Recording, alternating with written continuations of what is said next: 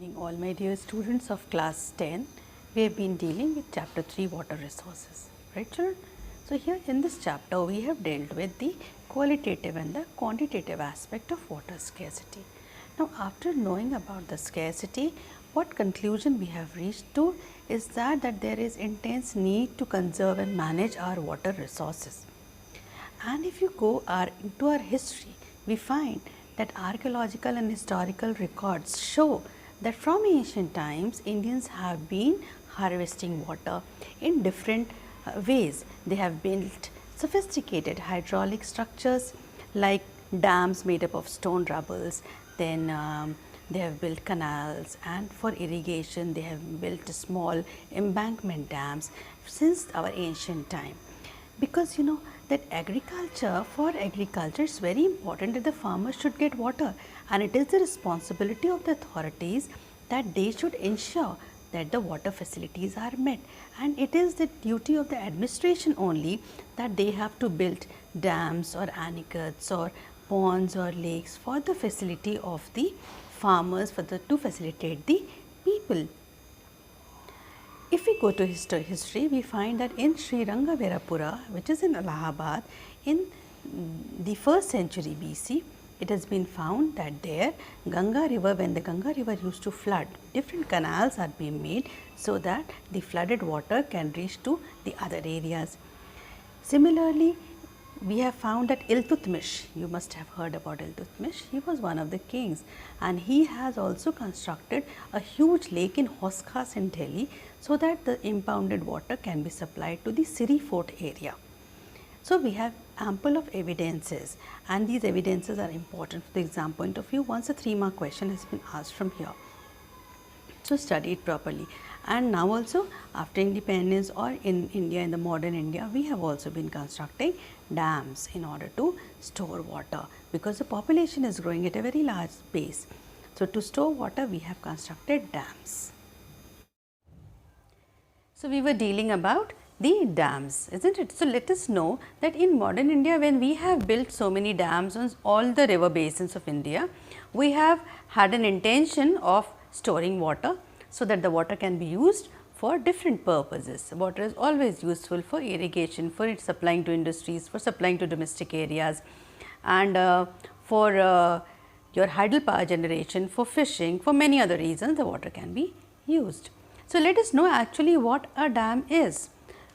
A dam is, children, suppose this is a river is flowing and ultimately the water is going into the sea.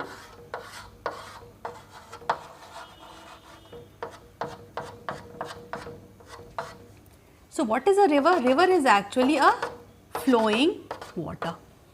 But when we are constructing a dam, what we are doing? We are obstructing the flow of the river. We have created a huge wall. This wall has obstructed the flow of the river. Now, what has happened due to that?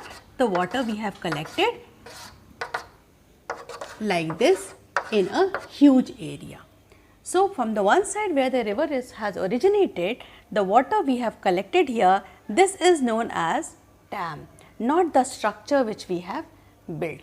So, this is the dammed water, this is the impounded water, this is the stored water which has been created by constructing a huge wall and obstructing the flow of the river. So, this is no more a river, this has become a pond, this has become a reservoir.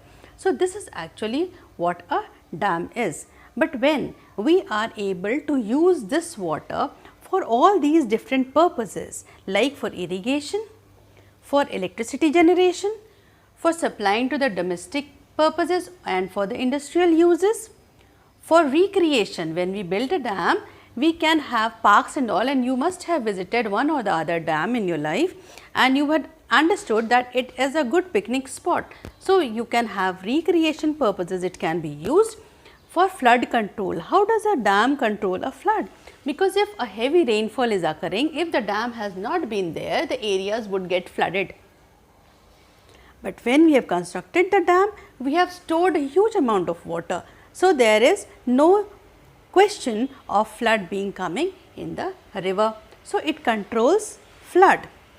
Navigation. Navigation means movement on this water through ships. Huge ships can move in this impounded water from one area to another carrying goods and people. So, it can be used for navigation. For fish breeding, this water can be used for fish breeding, for cultivating fish, which is called pisciculture. So, when all these purposes are integrated in a dam, then it is known as a multi-purpose river valley project. And these multi-purpose river valley projects were considered as a vehicle that will lead India to the path of progress. And Nehru ji has rightly said during that time that dams are the temples of modern India, which means that going to the temple and praying for progress and prosperity will not bring prosperity. It is these dams which will bring us prosperity, because Indians, when we got independent, we were not good in technical education. Technically, people were not much qualified. Only thing that we were very good in doing agriculture. So, it was thought that why not take the country to the path of progress through growing food in such a large scale that it can be exported, and when it will be exported, we can ask for machines and other industries from that particular nation, and this way the country can go into the path of progress.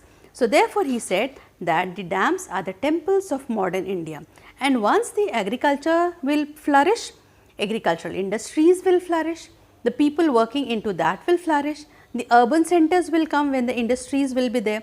Agro-based industries are there.